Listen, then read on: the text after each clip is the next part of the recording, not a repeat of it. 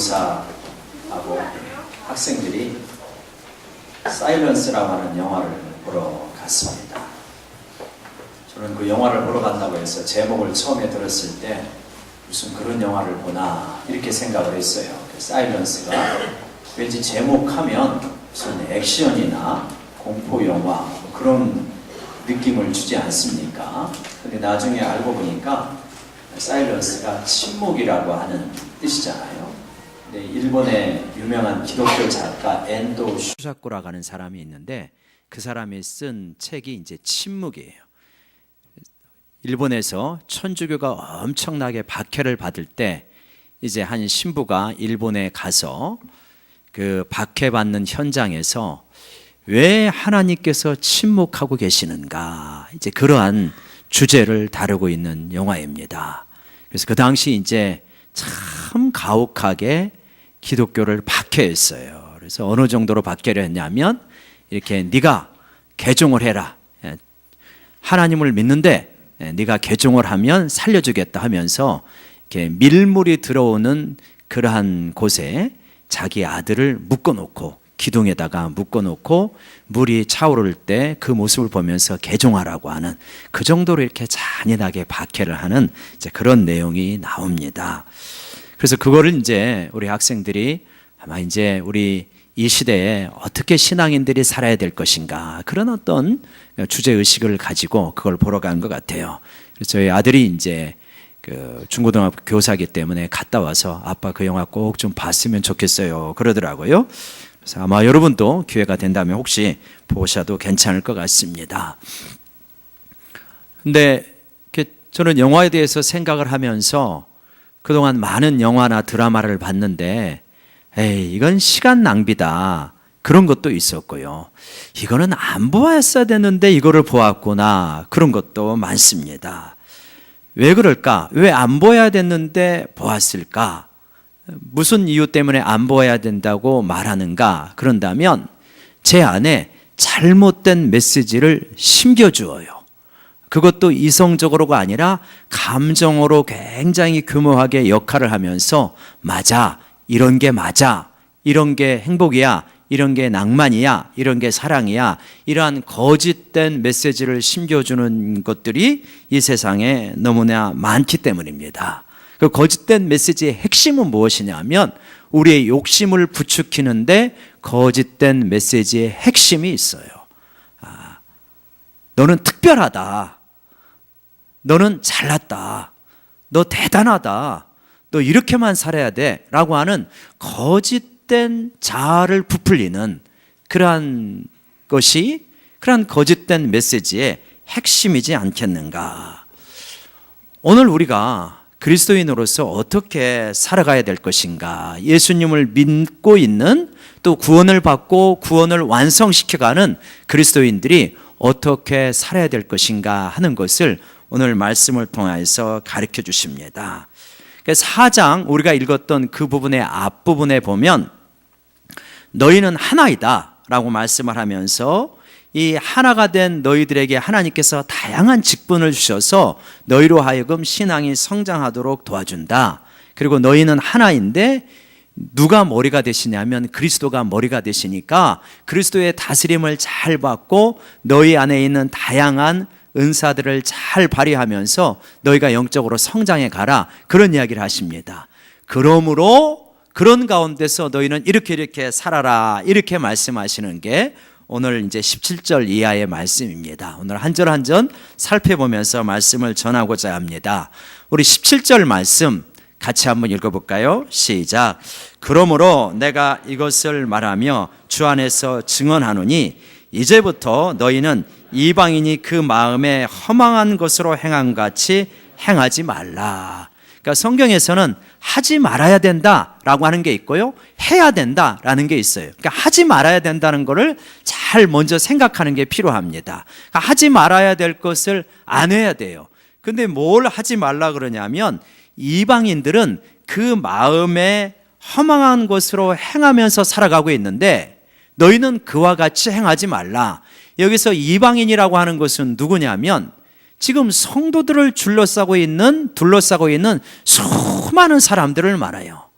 그러니까 그리스라고 하는 문명, 헬라 문명 아래서 살고 있는 사람, 로마가 다스리고 있는데 로마의 어떤 권세 밑에서 살아가고 있는 로마인들이나 또 그 주변에 있는 사람들, 이런 사람들을 말합니다.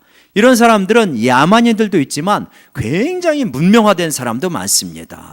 아주 물질적으로도 풍요하고요, 철학적으로도 뛰어나고, 그리고 문화적으로도 굉장히 세련된 사람들도 많습니다. 그런데 이 사람들이 이방인들인데 이방인들이 그 마음에 허망한 것으로 살아가고 있다. 근데 너희는 그렇게 살아가지 말아라 라고 하는 것입니다. 허망하다라고 하는 뜻은 우리가 알 것 같은데 쉽지는 않잖아요. 정의상 뭐냐면 삐뚤어졌다는 거예요. 삐뚤어졌고 공허하다. 굉장히 열심히 살고 있는데 방향이 비뚤어져 있어요. 엉뚱한 데로 가게 되어 있습니다. 참된 의미의 행복과 참된 의미의 사랑에 도달하지 못한다는 것이죠. 허망함이라는 것은. 이러한 극단적인 두 모습을 설명을 드리고자 하는데요. 하나는 이 당시 로마인들이 가장 즐겼던 경기, 오락, 쾌락이 무엇입니까? 우리가 배너에서 나왔던 그러한 일이 마차 경기, 혹은 이제 그거보다 좀 더 많이 나왔던 것이 뭐냐면 검투사 경기입니다. 글래디에이터들의 그 싸움. 노예 출신 혹은 무사 출신들이 이 검투사가 되어서 그야말로 생명을 걸고 싸우는 거죠. 그걸 보면서 수많은 로마의 시민들은 환호합니다. 그리고 검투사들은 자기의 생명을 유지하기 위해서 싸우기도 하지만 자기의 명예를 위해서 싸우기도 하고 신분 상승을 위해서 싸우기도 하는데, 그 경기들이 다 뭐라는 겁니까? 그 하는 사람이나 보는 사람이나 주관하는 사람들이나 그 마음의 동기가 뭐냐? 허망한 것이다. 거기에 무슨 참된 의미의 자유와 인생의 가치가 있겠느냐? 허망한 것이다, 그런 거죠. 또 하나의 예를 보면, 여러분 이 당시에 로마 사람들의 사상적 배경이 스토아 철학인데, 스토아 철학의 유명한 사람이 우리들의 옛날에 학교에 다닐 때 배웠던 마르크스 아우넬리우스라고 하는 사람입니다.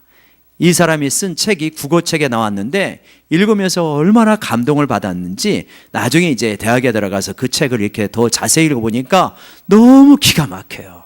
어쩜 이렇게 멋진 말을 썼을까? 인생은 이렇게 멋있게 살아야 되는구나. 그렇게 감동을 받은 적이 있어요. 그런데 그 책을 어디서 썼냐면 그 사람은 황제이고 사상가요 철학자입니다. 대단한 사람이죠. 근데 그 책들을 어디에서 썼냐면 전쟁터에서 썼어요. 전쟁터에서 전쟁을 하면서 그 책을 썼으니까 얼마나 위대한 사람입니까?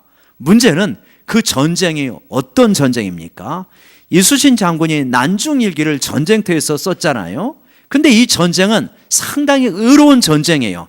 자기의 조국과 자기의 민족, 백성들을 지키려고 하는 전쟁이니까 그래도 의로운 전쟁이죠. 그러나 마르크스 아우넬리우스가 했던 전쟁은 무엇입니까? 침략 전쟁이에요. 우리 민족끼리 우리들끼리 잘 살게 해다오. 그러면서 독립을 외치는데 까불지 마. 가가지고 칼과 창으로 짓밟는 전쟁입니다. 얼마나 허망한 전쟁입니까? 얼마나 악한 전쟁입니까? 그런데 그 악한 전쟁을 본인은 주도하고 승리를 하면서, 그래서 평화로운 어떤 민족, 평화로운 가정을 짓밟으면서 본인은 놀라운 스토아 철학을 기술하고 있는 것입니다. 어떻습니까? 인생이 얼마나 허망한 것입니까? 이방인들이 얼마나 허망한 것이에요? 로마인들은 그래서 칼로 너희는 나의 지배하에 있어라 라고 말하지만 예수님은 절대로 그렇게 하지 않습니다. 어떻게 하십니까? 내가 십자가에 죽는다. 내 십자가의 죽음을 보고 나의 다스림을 받을 것이냐, 이렇게 말하는 거죠. 세상의 방식과 하나님의 방식이 얼마나 이렇게 차이가 나는지. 그래서 이방인들이 굉장히 세련되고 쾌락도 있고 대단하지만 사실은 그 마음의 동기가 어떤 것이냐, 삐뚤어져 있다. 허망한 것이다. 그러니까 너희들은 그러한 사람들이 하는 것처럼 행하지 말아라, 이렇게 말씀하시는 겁니다. 그러면서 그들은 어떠한 사람들이냐면 18절 같이 한번 읽어봅시다. 시작. 그들의 총명이 어두워지고 그들 가운데 있는 무지함과 그들의 마음이 굳어짐으로 말미암아 하나님의 생명에서 떠나 있도다. 예, 그들은 자신이 굉장히 똑똑하다고 생각합니다. 총명하다고 생각합니다. 그러나 어떻습니까? 그들은 어두워져 있습니다. 무지하다고 말합니다. 이 시대에도요, 총명하다고 하는 사람들이 얼마나 많습니까? 똑똑하다고 하는 사람이 얼마나 많습니까? 어리숙한 사람들을 속여가지고 많은 부를 축적하는 사람들이 있습니다. 그들은 자신이 굉장히 똑똑하다고 생각할 것입니다. 정말 그렇습니까? 여러분, 얼마나 그 사람들이 하나님 보기에 진노를 쌓는 것입니까? 미국의 월가를 이렇게 지배했던 그 사람들이 서브프라임이라고 하는 그러한 이제 이 금융 상품을, 파생 상품을 만들어 가지고 미국의 거품이 무너지게 될 때 얼마나 많은 사람들이 다 길거리로 나왔고 그 여파로 우리나라 경제까지 어려워졌잖아요. 그런데 그때 이제 그래서 미국 이 정부가 많은 국가에서 돈을 지원해 가지고 금융 사태를 진정하게 되자 AIG인가요? 거기서 굉장히 많은 상여금을 임원들에게 해가지고 그 한 신문에서 고만해 처먹어라 이 놈들아, 그런 사설까지 나왔던 적이 있지 않습니까? 그 사람들은 굉장히 세계적으로 똑똑한, 아마 세계 상위 1% 안에 들어가는 그러한 사람들일 것입니다. 그래서 굉장히 많은 부를 축적했지만 하나님 보기엔 너무 악한 짓을 하고 있는 거예요. 진짜 똑똑한 것 같지만 정말 무지한 사람들이다. 오늘날도 얼마나 이 세상에는 그런 사람들이 많습니까? 세상의 논리로 볼 때는 굉장히 똑똑하지만 공의라고 하는 관점에서 볼 때, 하나님의 진리에서 볼 때는 너무나 총명이 어두워지고 무지한 사람들이라는 것입니다. 하나님의 진노를 쌓고 있는 것입니다. 그래서 그들의 마음이 어떻게 되냐면 굳어져 있다는 거예요. 굳어져 버렸다. 왜 굳어져 있냐? 원래 하나님께서 양심이라고 하는 좋은 것을 주었는데 양심의 소리를 계속 무시했더니 나중에는 양심의 소리가 아예 들리지 않게 굳어져 버렸다는 것입니다. 그렇게 굳어져 버리니까 하나님의 생명에서 떠나 있대요. 이 생명은 영생을 말합니다. 요한복음에서 나오는 영생, 하나님께서 주시는 생명. 이 생명은 뭐냐면 하나님과 관계가 있을 때 우리 가운데 주어지는 것입니다. 하나님의 다스림을 받고 하나님과 지속적인 만남이 이루어질 때 생명이 있는데 이 생명이 하나도 없는 것입니다. 그래서 육신적으로는 살고 있지만 영원한 차원에서는 죽어있는 존재다. 창조주의 관계에서는 죽어있는 존재요, 자신의 양심에 대해서도 죽어있는 존재다. 그래서 그 생명에서 떠나있는 존재들이 되어버렸다. 이게 누구냐? 이방인들이다. 이게 누구냐? 이 세상 사람들이다. 지금 이렇게 말씀하고 있는 것입니다. 그래가지고요, 그들이 어떻게 되었냐면 그들의 대표적인 특징이 나오는데 19절입니다. 우리 19절 같이 한번 읽읍시다. 시작. 그들이 감각 없는 자가 되어 자신을 방탕에 방임하여 모든 더러운 것을 욕심으로 행하여. 감각이 없어져 버렸습니다. 어떤 신체의 감각이 없어진 게 아니라 정신적, 영적, 양심적 감각이 없어져 버린 거예요. 그래서 나를 위하여서, 우리 민족을 위하여서는 어떤 일을 해도 괜찮다라고 생각하는 것입니다. 감각 없는 자가 되어서 결국은 어떻게 되냐? 방탕에 방임합니다. 그냥 방탕이라고 하는 것이 술 먹고 도박하고 뭐 그러한 방탕을 말하는 게 아니라 그런 것도 포함되지만 자기 욕심껏 살아가는, 쾌락을 마음껏 추구하는 그 삶을 방탕이라고 하는 것입니다. 방탕에 자기 자신을 맡겨버리는 것입니다. 그래서 모든 더러운 것을 욕심으로 행하는 것입니다. 여러분, 만악의 뿌리가 무엇입니까? 욕심입니다. 욕심. 우리 같이 한번 좀 심각한 이야기지만 옆 사람을 바라보면서 한번 다짐합시다. 욕심 버리고 살아갑시다. 우리 같이 한번. 얼마나 욕심이 많은지 이 세상이, 로마 사람들도 욕심 덩어리고요. 뭐 지금 세계가 얼마나 다 욕심으로 똘똘 뭉쳐져 있습니까? 그 욕심이라고 하는 게 뭐냐면, 정의상 뭐냐면 원래 주어진 것보다 더 많은 것을 갖고자 하는 거예요. 하나님이 우리에게 주신 것들이 적당합니다. 근데 더 많이 갖고자요. 더 많이. 우리가 지구 위에서 벌어지고 있는 것을 보면 알 수 있잖아요. 욕심이 얼마나 욕심들이 많은지 나밖에 몰라요. 개인적으로는 나밖에 모르고 국가적으로는 우리 국가밖에 몰라요. 민족적으로는 우리 민족밖에 모르는 거죠.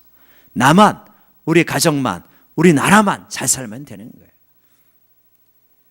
그 욕심을 얼마나 추구하는지 모릅니다. 근데 너희들은 그러한 욕심을 추구하는 그러한 삶을 살지 말아라. 왜냐? 그리스도께서 그렇게 너희에게 보여준 것이 아니다 라고 말합니다. 20절 같이 한번 읽어볼까요? 시작.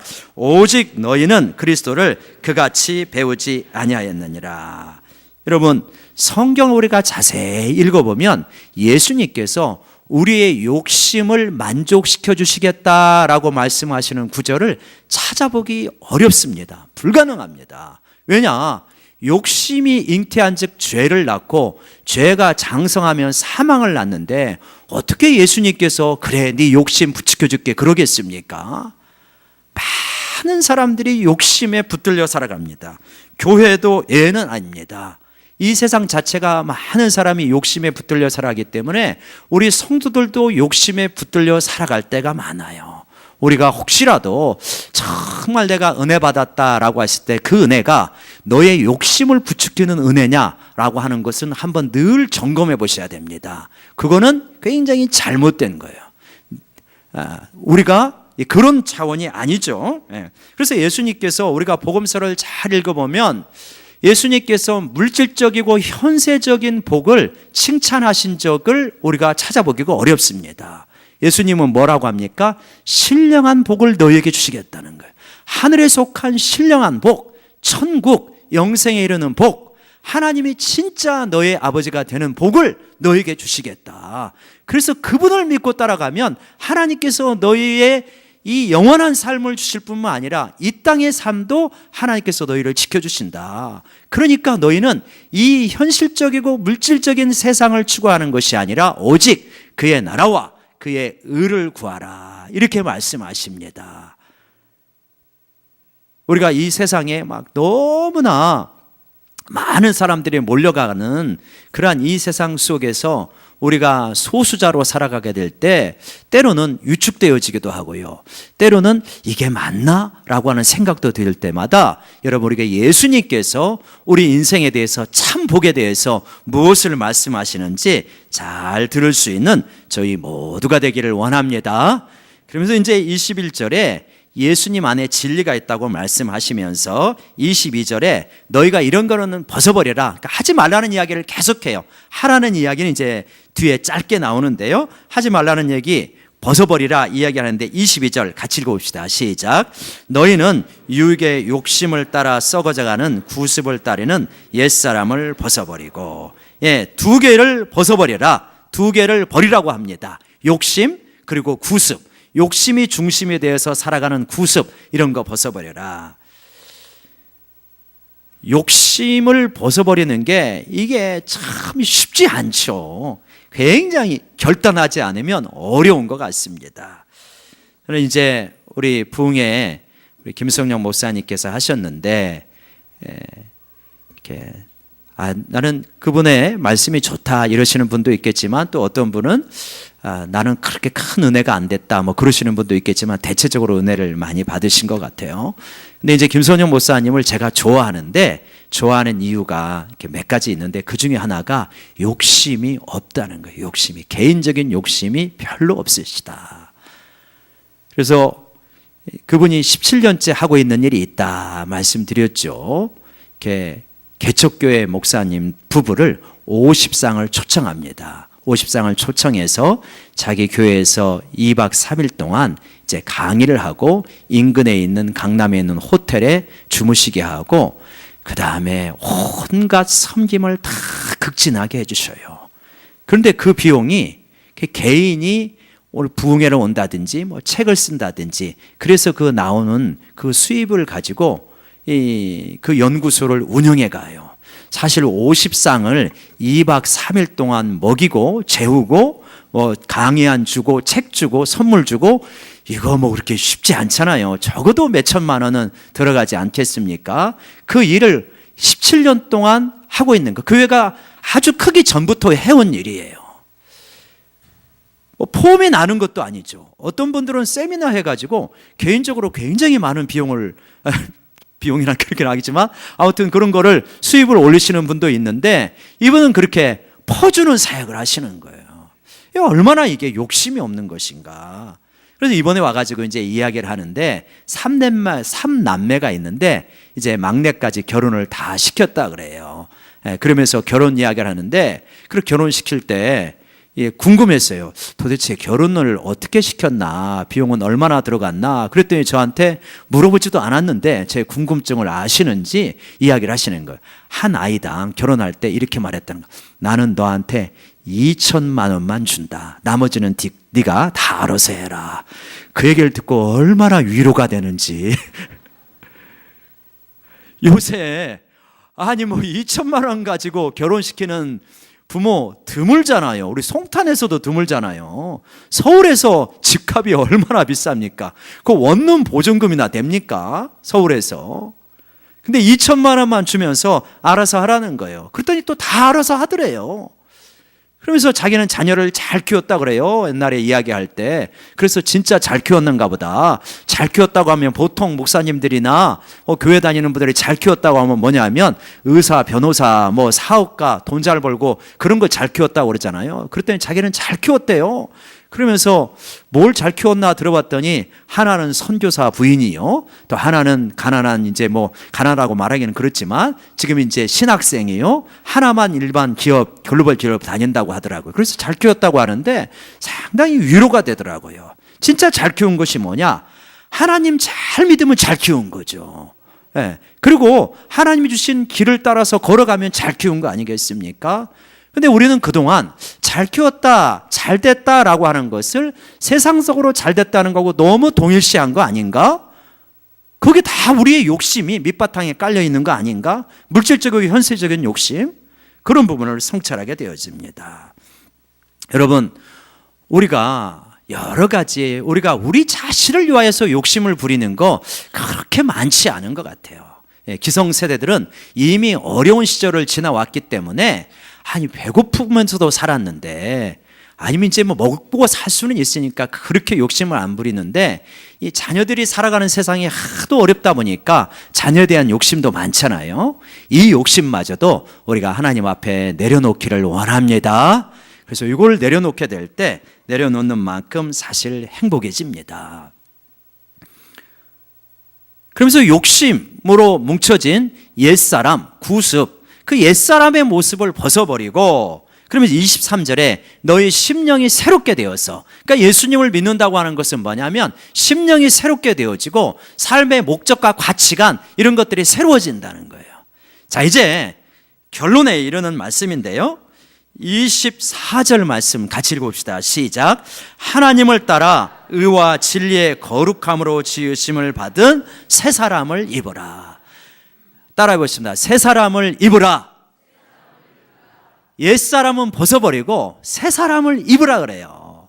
새 사람을 입는데 욕심을 버리라, 자기를 부인해라, 이런 말씀을 많이 드리는데 예수님께서 강조하신 부분이니까 분명히 맞아요.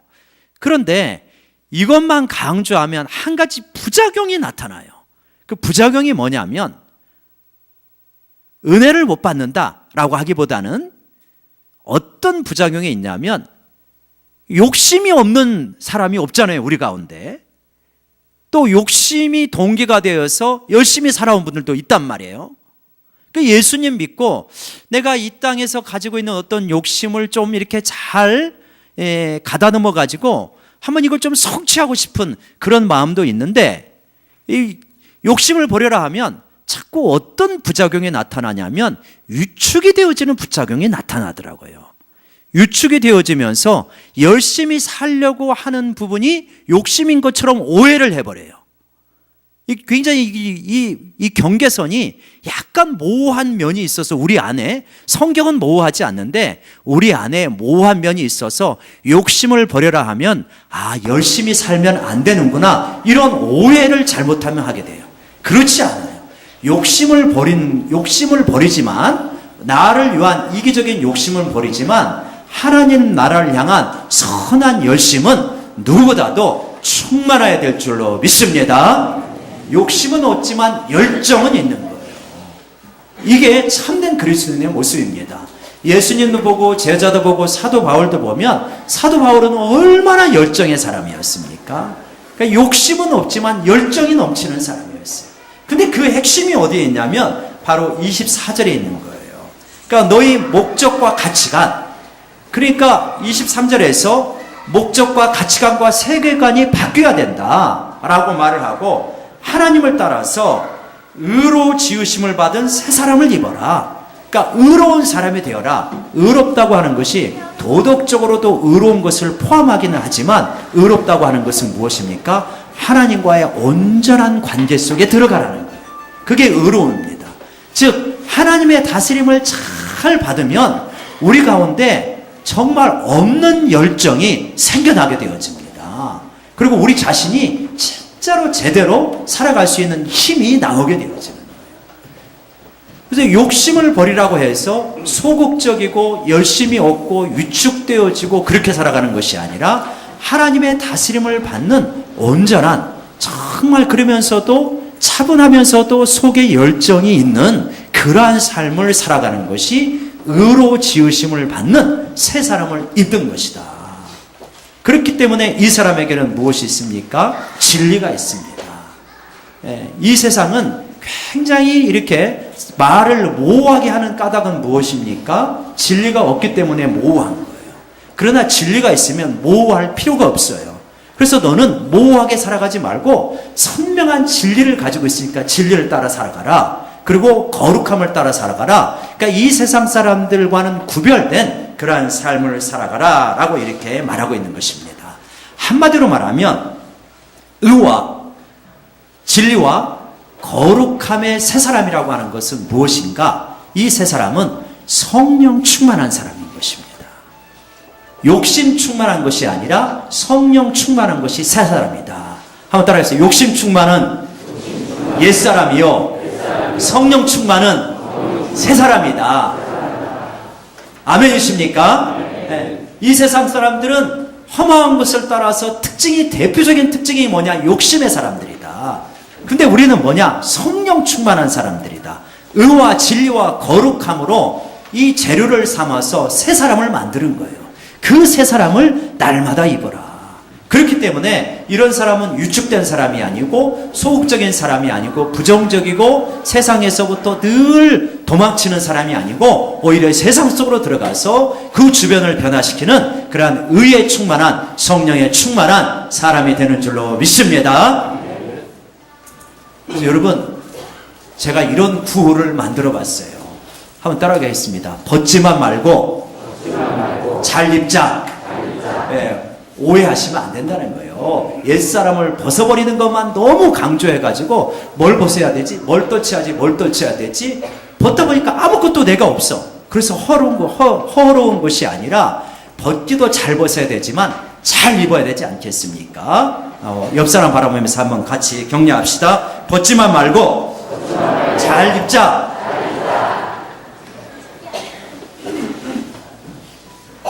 여러분, 이 세상을 살아가면서 우리가 참 지금 혼란스럽지 않습니까? 걱정도 많지 않습니까?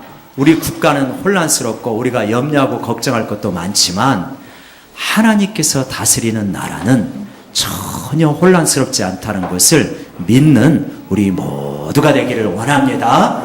하나님께서 이 민족을 다스려 주실 것입니다. 이 민족을 이끌어 가실 것입니다.